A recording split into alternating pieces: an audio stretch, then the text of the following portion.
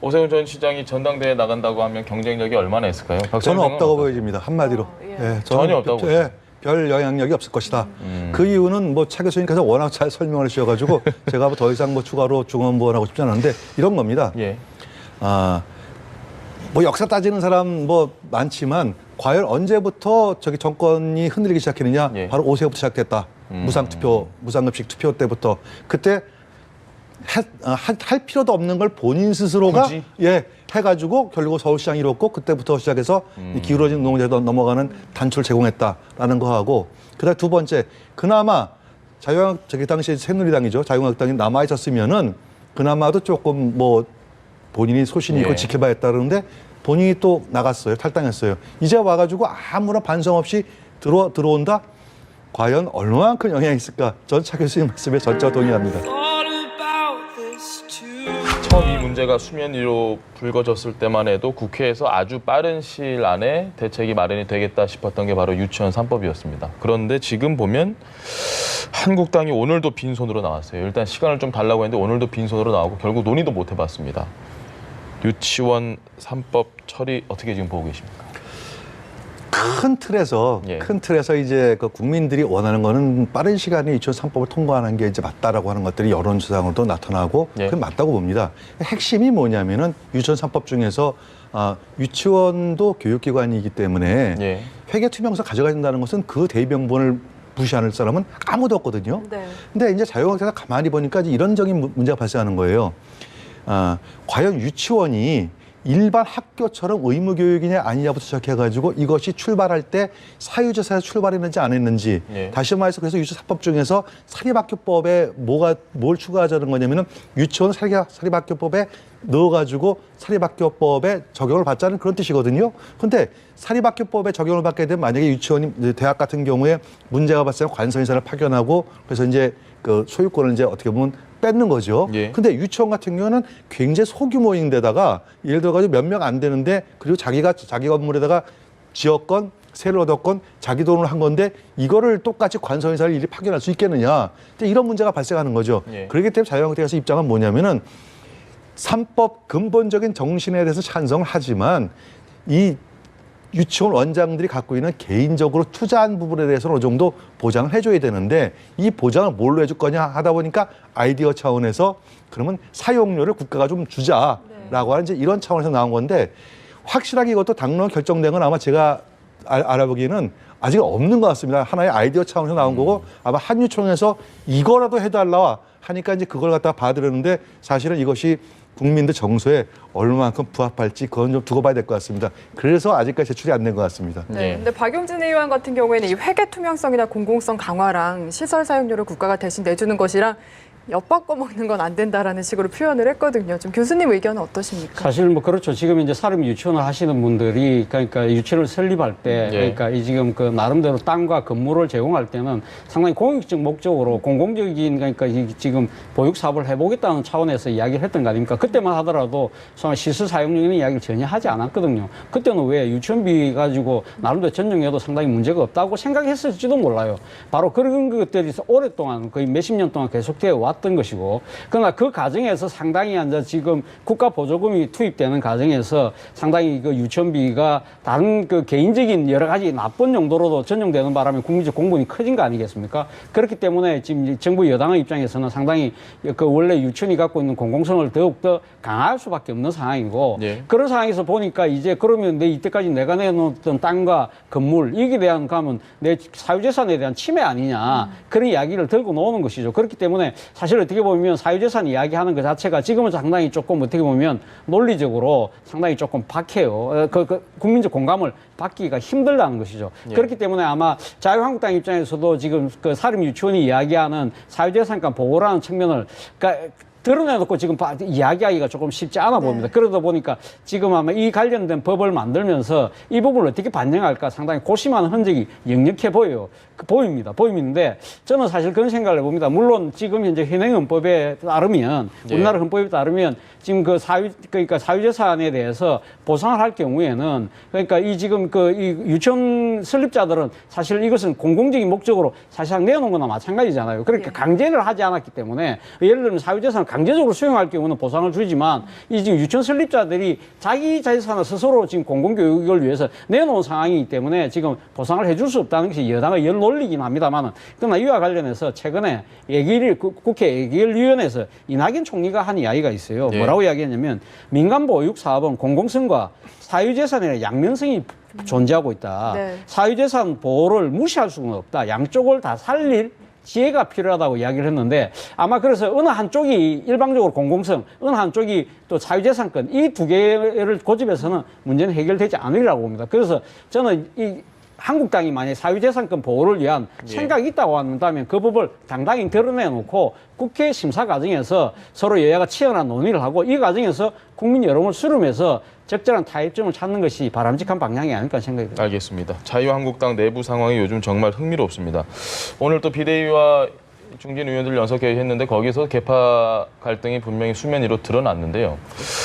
어떻게 결론이 날까 정말 궁금합니다. 뭐 섣부른 예측이긴 하지만. 제가 뭐 신이 아닌 이상 어떻게 결론 날 건 예. 제가 얘기하기 참 어렵습니다. 현장 상황에서 워낙 복잡해서요. 예.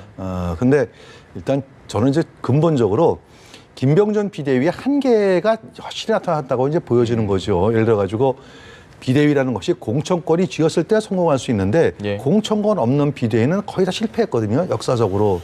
그런데 김병준 비대위는 공천권이 없는 상황에서 무엇인가 자꾸 만들어 보려고 하다 보니까 자꾸 이게 스텝도 꼬이고 그다음에 뭐 저기 전원책 변호사 사건처럼 뭐 물러났다가 뭐 어쩌다가 이렇게 해서 국민의 실망감을 주는 것 같습니다. 저는요. 예. 차라리 조기 전당대회를 하라고 저는 권하고 싶어요. 조기 전당대회 해서 빨리 새로운 리더십 뽑는 게 빠르겠다. 근데 이제 어떤 분들은 지금 당협위원장도 없는데 조기 전당대회 어떻게 합니까? 근데 그거는 이제 잘 모르시는 말씀인 게 예. 당원은 존재합니다. 당협위원장이 없는 것뿐이지 당원이 존재하기 때문에 당협위원장 당원의 한 사람이에요.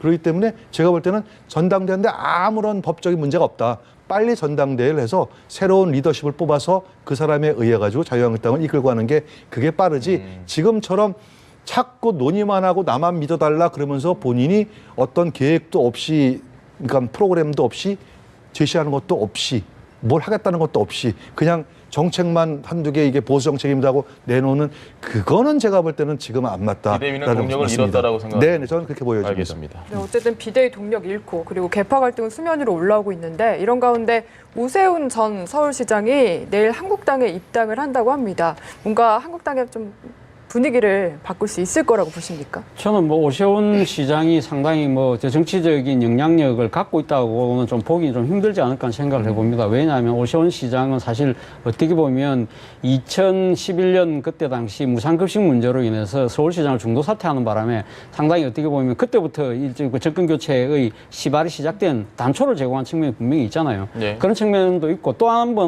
한 사례는 또 지난 탄핵 국면 과정에서 오세훈 시장이 탈당을 해서 바른미래당으로 그때 당시는 바른정당으로 갔었잖아요. 네. 바른정당으로 갔다가 다시 지금 이제 일종의 복당하는 그 상황이기 때문에 그리고 또 무엇보다도 지금 오세훈 서울 전 시장이 지금 사실 어떻게 좀 보면 상당히 좀 뭐랄까요, 상당히 주목받는 그런 차세대 주자 반열까지는 아직까지 간 상태가 아니지 않습니까? 네. 그렇기 때문에 과연 얼마만큼 정치적 파괴력이 있을까라는 그런 측면에서 조금 회의적인 시간이 있습니다만 그러나 어쨌든 오세훈 시장이 소위 말하는 오세훈 선거법으로 인해서 새 정치에 대한 새로운 바람을 불러일으켰던 그러한 또 좋은 또 하는 정치적인 이력을 갖고 있잖아요. 그런 측면에서 본다고 한다면 이 지금 그 자유한국당이 말 그대로 보수 혁신을 위한 상황에 만약에 상당한 이 의지를 갖고 있다고 한다면 오세훈 전 시장이라는 또 이 정치적 커리어가 괜찮은 또 측면만 잘 또 이렇게 엮어낸다고 한다면 또 시너지 효과도 있지 않을까 생각인데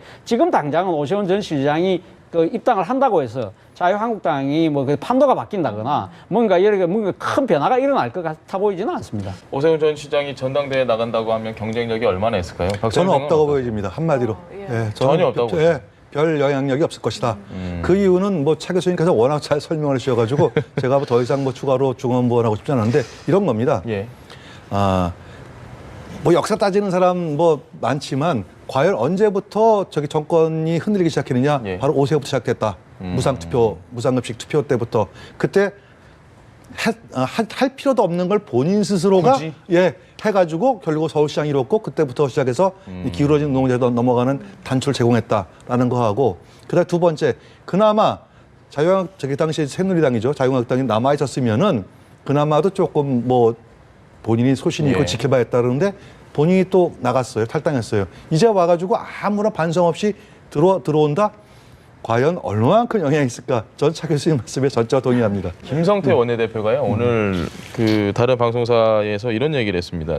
전당대회 질문을 받았는데 뭐 주변 판단에 따라서 하는 거지 제가 지금 뭐 당권에 대해서 논할 때가 아니다라고 분명히 여지를 뒀거든요. 김성태 원내대표는 전당대회에 나올 거라고 보십니까? 저는 오히려 김성태 원내대표가 나올 가능성이 더 높다고 보여지죠. 예를 들어가지고 이제 소위 말하는 김성태 원내대표도 과거 탈당파였거든요. 바른정당 간 탈당파 중에 이제 들어왔다가 홍준표 대표 체제에서 이제 원내대표가 되고 해서 어떻게 보면은 탈당파가 이제 자유한국당 내에서 세력을 장악하는데 선봉장 역할을 했기 때문에 지금 탈당파 입장에서 볼 때는 김무성 대표가 나오기는 굉장히 어려운 구조입니다. 지금 당대표에 나오기가 어려운 구조고 만약에 김무성 대표가 당대표로 나오는 그 순간 아마 엄청나게 뭐 큰 소용돌이가 일어날 가능성이 있기 때문에 오히려 김무성 대표보다는 전 대표보다는 오히려 김성태 원내대표를 지원할 가능성이 높다고 보이죠. 그래서 오히려 저는 김성태 대표가 나올 가능성이 높다 이렇게 보입니다. 또 하나 흥미로운 얘기가 있었습니다. 홍준표 전 대표의 복귀에 대해서 김성태 원내대표가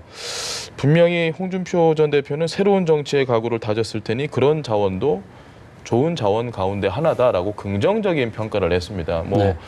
이게 꼭 한국당의 입장은 아닐 거고요. 김성태 원내대표의 입장일 텐데 이것도 여러 가지 메시지를 주는 것 같습니다. 어떻게 보십니까? 사실 뭐 어떻게 보면 좀 정치적인 의리 뭐 이런 걸 갖다가 나름대로 이야기한 것이 아닐까 하는 생각인데 사실 뭐 오늘의 원내대표 김성태 원내대표가 있기에는 사실 홍준표 체제에서 사실 그때 그 원내대표 선거가 이루어졌지 않았습니까? 그때 당시 사실 그때 당 지도부였던 홍준표 대표의 상당한 그 이 스포트가 있었던 것이 사실이거든요. 그런 측면에서 본다고 한다면 이 과거의 정치적인 의리 뭐 이런 차원에서 이야기한 것이고 그렇다고 해서 김성태 원내대표 입장에서는 내년 초 지금 홍준표 전 대표가 전당대회에 출마한 그 상수를 들어 환영한다는 뜻은 아닐 겁니다. 앞서 말씀하신 것처럼 저는 뭐 김성태 원내대표가 내년 차기 그러니까 전당대회에 도전할 가능성이 상당히 높은데 일종의 자신이 그러니까 이끄는 정당의 이 전직 대표를 모셔오는 대셈의 정치를 하고 싶다. 그 정도 이상도 그 이하도 아니다. 저는 그렇게 보고 싶습니다. 딱 그 정도 입장. 유승민 대표가요. 5개월 동안 침묵을 깨고서 활동을 어쨌든 대학 강연이지만 시작을 했거든요. 유 대표의 입지는 좀 어떻게 평가하고 계십니까? 저는 유승민 대표는 오히려 출구가 없다. 저는 이렇게 보고 싶거든요. 실제로 그 새누리당을 탈당해 나갈 때 탄핵 국면에서 탈당해 나갈 때 본인은 안 나가려고 했어요. 김무성 대표가 나가지고 억지로 끌어낸 거거든요. 거기에 딸려갔습니다. 딸려가면서 한 편이 당시 그 새누리당에는 보수 혁신의 어떤 맹아가 전혀 없기 때문에 실망했다. 그리고 가능성이 전혀 없다라고 맹 비난을 하고 나갔습니다. 맹 비난해서 바른정당을 창당을 했는데 그 이후에 어떻게 됐습니까? 바른정당이 거의 뭐 존재감이 없어졌거든요. 더구나 제가 듣기에는 대구에서도 입지가 굉장히 줄어든 것 같아요. 뭐 다음번 총선에서 나올 생각하지도 말아라 이런 뭐 여론도 굉장히 많다고 합니다. 그런 차원이다 보니까 유승민 대표는 굉장히 고민스러울 수밖에 없죠. 본인이 생각했던 새로운 혁신적인 보수를 꿈꿔왔는데 막상 나가보니까 비바람 산설이 이게 장난이 아니거든요. 정말 어려울 겁니다. 이제 그러다 보니까 지금까지 뭘 했냐면 거의 은둔 생활을 하다시피 했거든요. 이제 겨우 이제 뭔가를 해보려고 그 대학 강연을 따르는데 본인 말씀대로 대학 강연은 과거에 뭐 사전에 약속되어 있는 것이지 뭐 새롭게 볼 건 없다. 저는 뭐 이 말을 또 믿고 싶고요. 다만 무엇인가 모색을 해야 되는데 탈출구가 전혀 없다는 것이 유승민 대표의 가장 고민일 겁니다. 다만 이 정치인들이 통상 활동하는데 공식적인 활동 말고 비공식 활동 중에 제일 좋은 게 강연 정치거든요. 내용이 중요할 것 같습니다. 내용들을 한번 보고 유승민 대표가 어떤 생각하고 있는지 그걸 나중에 좀 지켜봐야 될 것 같습니다. 유승민 전 대표가 지금 우리 정치사에서 어디 포지션을 좀 갖고 있다고 보십니까? 포지셔닝으로 보면 참 애매한 위치에 있는 것 같아요. 그렇죠. 뭐 본인이 사실 어떻게 보면 바른미래당을 만들 때 했던 이야기가 개혁적 보수 아니겠습니까? 네. 일종의 보수 혁신하고도 맞닿아 있는 지점인데 뭐 자유한국당도 지금 보수 혁신을 이야기하고 있습니다만은 지금 본인이 거기 들어가서 지금 주도할 수 있는 상황은 아니고요. 그리고 지금 자신이 이 사실 그 안철수 전 대표와 손을 잡아서 만든 바른미래당 자체가 네. 지난 지방선거 때 참패하지 않았습니까? 그러면서 자신의 정치적 입지가 상당히 상실된 그런 측면. 그렇기 때문에 본인이 지금 자수갈 수밖에 없는 그런 상황인 것이죠. 그렇다고 해서 그러면 유승민 전 대표에 가면 정치적 영향 끝이 났느냐? 저는 뭐 그렇게 보고 싶지는 않습니다. 사실 뭐 이 그 유승민 전 대표가 갖고 있는 여러 가지 역량 중에서도 그 중에서도 많은 사람들이 좀 주목하는 부분이 소위 말하는 경제 전문가로서의 이런 능력, 네. 뭐 해법 이런 부분들을 많이 주목하지 않습니까? 그렇기 때문에 이번에 대학 강연에 나가서 하는 이야기도 정치적인 이야기를 하지 않겠다. 경제 분야만 이야기하겠다는 거 아닙니까? 저는 바로 그 대목 자체가 벌써 유승민 이 전 대표가 나름대로 정치적으로 재기의 몸짓을 강하게 지금 보여주고 있는 것이 아닐까 하는 생각입니다. 왜냐? 지금 문재인 정부가 가장 어려운 국면에 빠져드는 이유가 뭡니까? 경제죠. 바로 경제 문제잖아요. 네. 그 경제 문제에 대해서 국민적 불만이 커지고 있을 때 유승민식 해법을 나름대로 보여주겠다는 것이죠. 그러면서 자신의 정치적 존재감을 부각시키고 그리고 지금 당장은 지금 보수 이 통합이나 보수 혁신의 물꼬가 지금 터지고 있지는 않지만 그러나 내후년 총선을 앞두고 내년 이맘때 아니면 좀 더 빠르게 내년 중반 정도 가면 새로운 물꼬가 터질 때는 그때는 돌아온 유승민으로 오겠다는 나름대로 몸 만들기를 위한 이 시동이 아닐까라는 생각이 듭니다. 알겠습니다. 네, 알겠습니다. 두 분 말씀 여기까지 듣겠습니다. 차재원 부산 가톨릭대 교수, 이경수 전 새누리당 부대변인과 함께했습니다. 말씀 잘 들었습니다. 네, 고맙습니다. 고맙습니다.